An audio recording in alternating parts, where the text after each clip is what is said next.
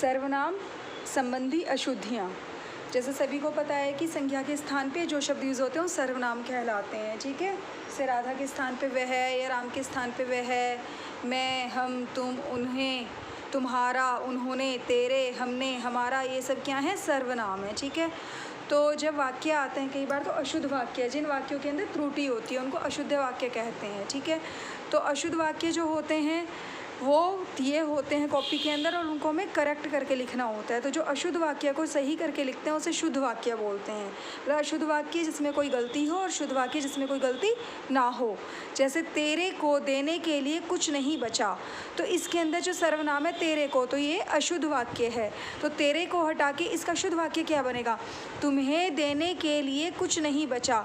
ये जो 5 सेंटेंसेज है सर्वनाम संबंधी अशुद्धियाँ हैं, इसके अंदर सर्वनाम की गलतियाँ हैं। तेरे को देने के लिए कुछ नहीं बचा, शुद्ध वाक्य बनेगा तुम्हें देने के लिए कुछ नहीं बचा।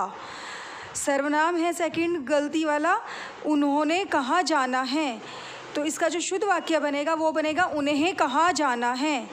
थर्ड वाक्य हमारे को तुमसे कुछ काम है, और जो इसमें मिस्टेक है सर्वनाम की वो है हमारे को, तो इसका करेक्ट क्या बनेगा? हमें तुमसे कुछ काम है।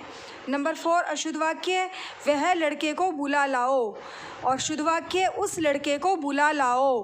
5 हमने हमारा काम समाप्त कर लिया, और इसमें शुद्ध कैसे बनेगा? हमने अपना काम समाप्त कर लिया। तेरे को जब हमने शुद्ध करा तुम्हें लगा दिया। उन्होंने अशुद्ध है, उन्हें आएगा। हमारे को अशुद्ध है, हमें आएगा। वह नहीं आएगा, यहाँ पे अशुद्ध वाक्य है, उस आएगा। यहाँ पे हमारा जो है अशुद्ध है, अपना आएगा।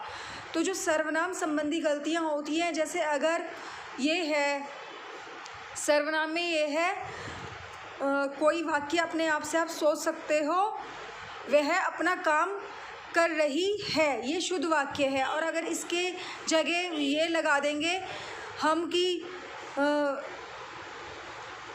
कोई जैसे उन्हें अपना काम कर रही है, तो उन्हें अपना काम कर रही है ये गलत वाक्य है। लेकिन अगर ये हम बनाएंगे वह अपना काम कर रही है, तो ये सही वाक्य है। ठीक है, तो सर्वनाम में जो गलतियां होती हैं वो इस तरीके की होती हैं। जैसे बाई चांस ये वाक्य बना लें हम यहाँ पे,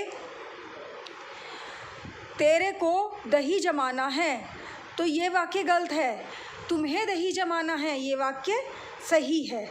ठीक है, तेरे को गर्म चाय का प्याला उधर रखना है, तो ये वाक्य गलत है। लेकिन तुझे चाय का प्याला उधर रखना है या आपको चाय का प्याला उधर रखना है, ये शुद्ध वाक्य है। ठीक है, तो सर्वनाम संबंधी गलतियाँ क्या होती हैं?